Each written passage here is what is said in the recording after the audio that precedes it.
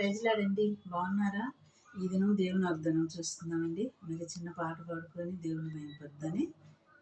వాడబారని కిరీటమునకై నన్ను పిలిచేను, తేజవాసులైన పరిశుద్ధులతో ఎప్పుడు చేరేదనో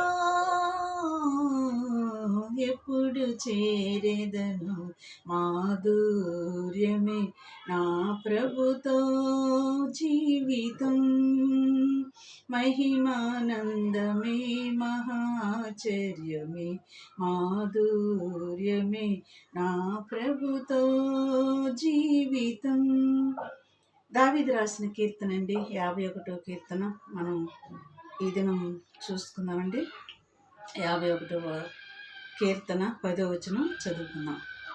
దేవా, నా యందు శుద్ధ హృదయము కలగచేయుము, నా అంతరంగములో స్థిరమైన మనసు నూతనముగా పుట్టించుము.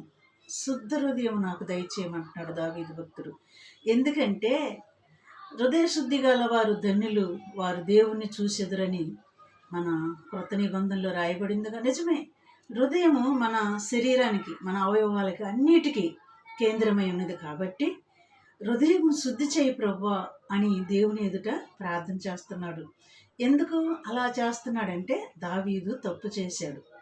ఆ తప్పును సరి చేసుకోవటానికి దేవుని ఎదుట నా హృదయంని శుద్ధి చేయి, నాకు శుద్ధ హృదయం దయచేయి ప్రభువా, నా మనస్సు, నా ఆలోచనలు, నా తలంపులు నూతనముగా పుట్టించు ప్రభువా అని దావీదు భక్తుడు ప్రార్థన చేస్తున్నాడు.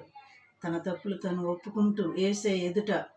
మరి మనం కూడా ఈనాడు మనం కూడా నా హృదయాన్ని శుద్ధి చేయి ప్రభువా, నీ రక్తంతో నన్ను కడుగయ్యని మనం కూడా ప్రార్థన చేయాలి. అందుకే శుద్ధ హృదయం నాకు దయచేయి ప్రభువా అంటున్నాడు.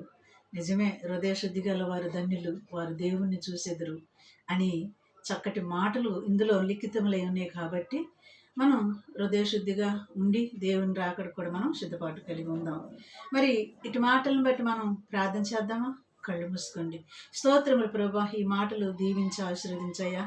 చూస్తున్న బిడ్డల్ని మమ్మల్ని అందరిని కూడా నీ రాకడకు ఆయత్తపరచమని నజరేయుడైన యేసయ్య నామంలో అడిగి వేడుకుంటున్నాను తండ్రి. ఆమేన్. God bless you.